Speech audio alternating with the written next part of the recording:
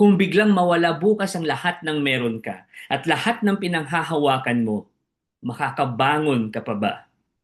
Be sure na patapusin mo ang video na to para malaman mo ang one big powerful message sa'yo ni Lord that can change your life.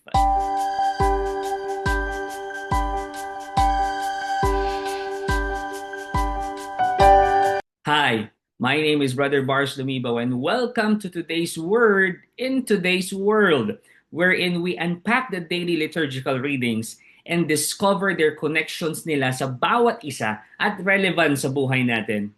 Our first reading is from Jeremiah chapter 17, verses 5 to 10, and I encourage you to open your Bible and read it.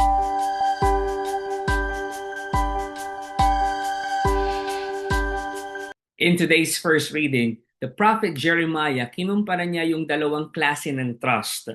At ano yon? Trust in human strength and trust in the Lord. Ang isang tao daw na nakarely o nakadepende sa sarili niyang kakayahan o kapabilidad ay parang dry plant sa isang disyerto na hindi lumalago, hindi nag-flourish, hindi nag-grow. Yung sinabing yan ni Prophet Jeremiah ay tumutukoy sa isang buhay na rooted in self-sufficiency, pride, or dependence on worldly security. In contrast naman, the one who trusts the Lord or the one who trusts in the Lord is compared to a tree planted by the water na yung mga ugat ay malalim. So, even in times of heat and drought, it remains green and fruitful. Namumunga pa rin. This powerful image reminds us that faith in God does not remove difficulties. Hindi po. Pero it gives us stability. It gives us nourishment. It gives us endurance in the midst of storms, in the midst of difficulties. Yung first reading natin also reveals a profound truth about the human heart. At ano yon? Our heart is deceitful above all things. Ibig sabihin, we may appear faithful outwardly, yet yung mga motibo natin can be mixed or hidden even from ourselves. But the Lord searches the heart and examines the mind. Alam niyo po, this is both humbling and comforting. Humbling kasi po, hindi natin pwedeng itago sa Diyos yung tunay nating mga intensyon.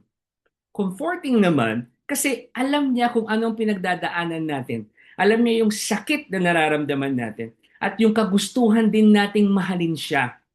God's judgment is not superficial. He sees the roots, yung kailaliman natin, not just the fruits. In today's world, when people often place their trust in wealth, position, technology, or influence, this message remains relevant. Nakaka-relate pa rin po tayo sa message ng first reading. We are tempted to measure security by what we own, by what we achieve. Yet si Prophet Jeremiah reminds us that true blessedness comes from deep, quiet trust in God.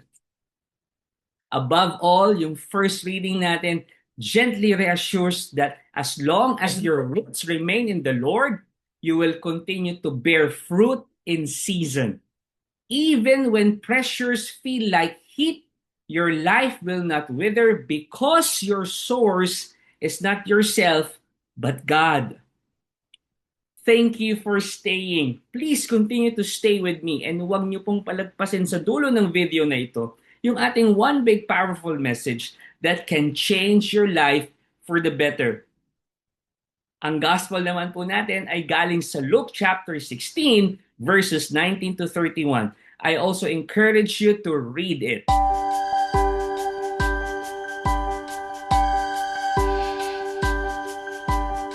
In today's gospel reading, Jesus tells the parable of the rich man and Lazarus.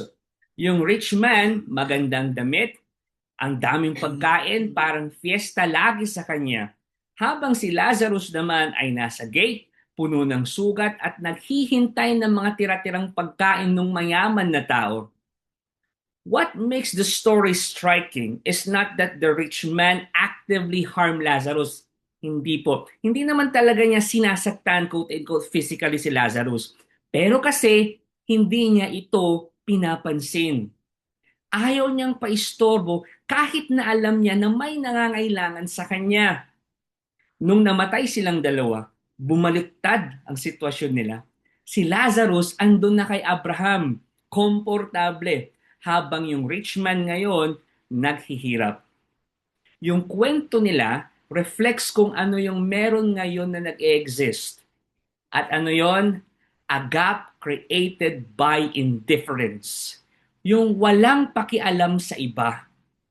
This parable is not merely about wealth and poverty. Hindi lang po ito tungkol doon, kundi sa kondisyon ng puso natin. Alam niyo po, ang kasalanan ng rich man ay hindi dahil mayaman siya, no. Ang kasalanan niya ay ang puso niya sarado, saradong tumulong sa iba. He saw Lazarus every day. Araw-araw niyang nakikita, yet he did not truly see him. Yung comfort niya, yung rich man, blinded him to compassion. Meanwhile, si Lazarus, na ang ibig sabihin ng pangalan niya, by the way, ay God helps. Lazarus had no earthly security, but ultimately rested in God's justice and mercy. In today's world, this gospel speaks with urgency.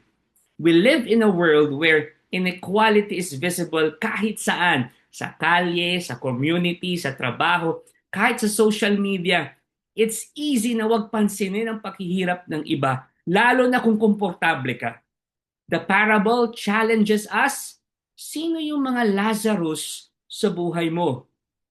Mga taong hindi napapansin, mga taong hindi mo napapansin, mga taong nangangailangan ng affirmation, nangangailangan ng guidance, nangangailangan ng hope.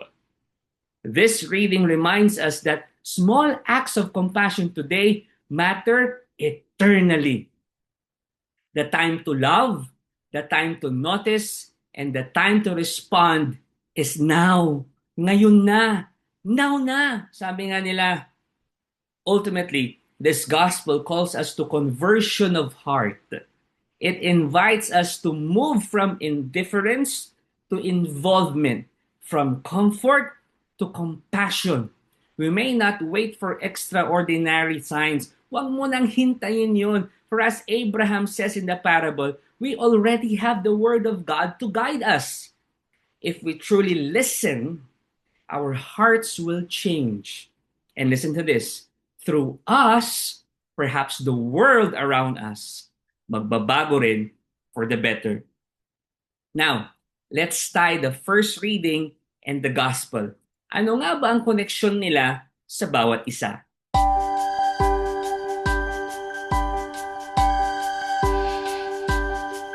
The first reading from Jeremiah chapter 17 verses 5 to 10 contrasts the curse of trusting in human strength with the blessing of trusting in the Lord, who searches the heart and repays according to one's deeds. Yung gospel naman po from Luke chapter 16 verses 19 to 31, it reveals the consequences of a life na nakasentro sa sarili natin at sa kayamanan, and the reversal that comes when justice and mercy are ignored. Now, pag pinagtahi natin yung dalawang yan, our liturgical readings for today tells us that where you place your trust determines the direction of your life and your eternity. And here's our one big powerful message. What you lean on, you live by.